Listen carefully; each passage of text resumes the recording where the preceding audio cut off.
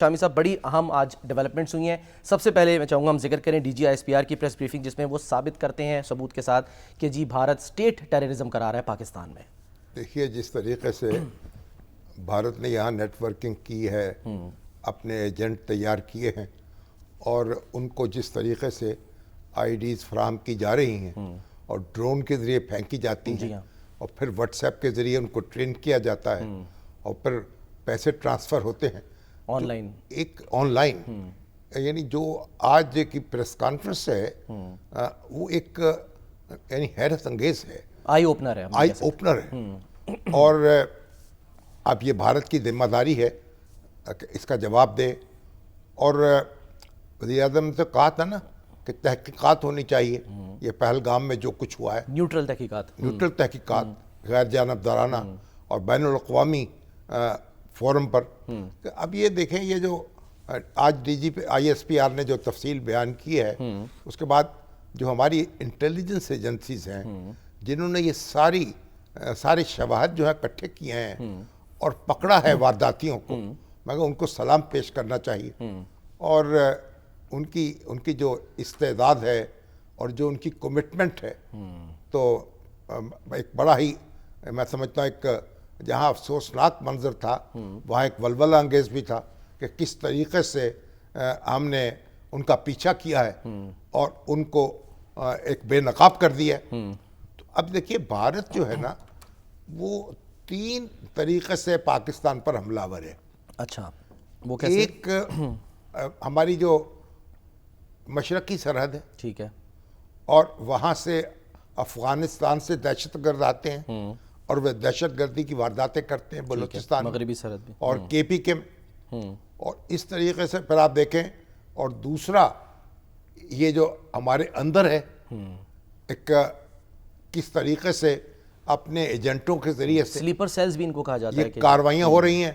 اور پھر ایک پروپیگنڈے کا اور جھوٹ کا طوفان ہے جو اٹھایا جا رہا ہے. یعنی وہ بھی ایک حملہ ہے نا. بالکل. تو یعنی ایک میڈیا کا حملہ ہے، ایک دہشت گردی کا حملہ ہے، اور دوسرا اس طرح سے ٹارگٹ کلنگ ہے.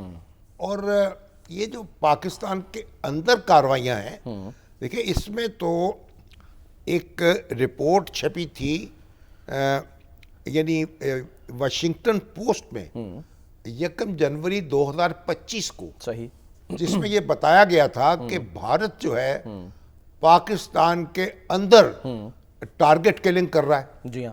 وہ ایک دہشت گردی کے الزام میں ایک شخص پکڑا گیا تھا، سربجیت سنگھ. جی ہاں. اور وہ کوٹ لکھپت جیل میں قید تھا. ہاں جی. وہاں اس کا جھگڑا ہوا قیدیوں سے، اینٹوں کے وار سے مارا گیا اور وہ مارا گیا. اس پر اس کا جو قتل کا مقدمہ تھا، وہ ایک جو سرفراز تانبا نامی ایک شخص تھا، جی ہاں، اس پر قائم ہوا، ایک دوسرے شخص میں قائم ہوا. وہ مقدمہ چلا، اس نے اپنی سزا بھگتی. اس کے بعد وہ جب رہا ہوا اور اپنے گھر آیا، جو یہاں اسلام پورہ میں گھر تھا اس کا، یا کرشن نگر میں، جی ہاں، تو وہاں بھارت کے جو ایجنٹ ہیں انہوں نے اس کو گھر میں گھس کے مار دیا. اور پورا بھارتی میڈیا اس نے بڑا جشن منایا کہ ہم نے سربجیت سنگھ جو ہے جس کی رہائی کے لیے بڑا ایڑی چوٹی کا زور لگایا انہوں نے. ہاں جی، بڑی پوری کوششیں دنیا میں ہنگامہ اٹھایا. اس کے بیوی، بچے، ہیومن رائٹس آرگنائزیشن جو ہیں وہ اپیل کر رہی تھی، اور اس کو انہوں نے بڑا ایک سیلیبریٹ کیا کہ پاکستان کے اندر ہم نے نشانہ بنایا ہے اور سرفراز کو قتل کر دیا ہے. اور اس طرح آپ دیکھیں کہ گارڈین جو ہے لندن کا، جی ہاں، اس میں بھی ایک رپورٹ چھپی ہے.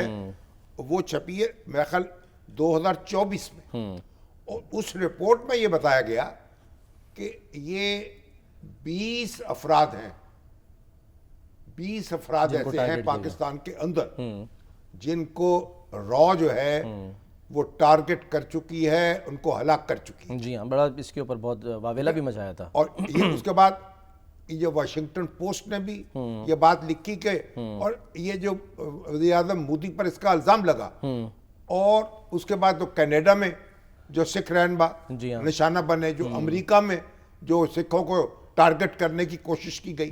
تو اب یہ تو ایک بالکل واضح بات ہو گئی ہے، ایک کھلی بات ہے. اور جو ان کے وزیر دفاع ہیں انڈیا کے، راجناتھ سنگھ، राजनाथ सिंह, उन्होंने बरमला ये कहा था कि हम कार्रवाइयाँ करेंगे, हम घुस के दूसरे मुल्कों में, और सिर्फ पाकिस्तान नहीं है, दूसरे मुल्कों में, कनाडा में, अमेरिका में घुस के वो ये लोगों को निशाना बना रहे हैं। बिल्कुल। तो अब वो सारे जो वाकयात हैं वो जिंदा हो गए हैं। पाकिस्तान के अंदर आप देखें कितने कश्मीर से ताल्लुक़ रखने वाले लोग थे, कितने वहाँ कश्मीर की तहरीकी आज़ादी से जुड़े हुए लोग थे जिनको निशाना बनाया गया। बिल्कुल। और कोई तसव्वुर नहीं कर सकता था कि भाई ये इंडिया के एजेंट बराह रास्त ये काम कर सकते हैं, लेकिन वो किया। और की तारीख तफसील यानी बैनुल अक़वामी अखबारात जो हैं, वाशिंगटन पोस्ट और गार्डियन जैसे वो छाप चुके हैं। तो अब जो ISPR ने जो रिलीज की है इंफॉर्मेशन, जी हाँ, वो तो आप बिल्कुल एक यानी अदर में शम्स हो गया ना। बिल्कुल सर, इतनी डिटेल के साथ दिन कि के उजाले accounts में कौन से यूज हो रहे हैं, नहीं, कौन सी कैमरा है, लोकेशंस इस्तेमाल हुई हैं, उनके निशानदेही है, ये साहब फलां हैं, ये फौज में सूबेदार हैं, इनका ये स्टेटस है, ये अफसर हैं, ये जवान हैं। और देखिए कितने शर्म की बात है, जो फौजें लड़ती हैं ना, वो भी अपने अखलाक के ज़ाब्ता अखलाक में लड़ती हैं, सिविलियंस को निशाना नहीं बनाते। सिविलियंस को निशाना और नहीं यहाँ पर बनाती। ताकीद की जा रही है कि सिविलियंस निशाना बनाए। अपने जो फौजी होते हैं उनको अगर वो कस्टडी में आ जाएं, उनको निशाना नहीं बनाती।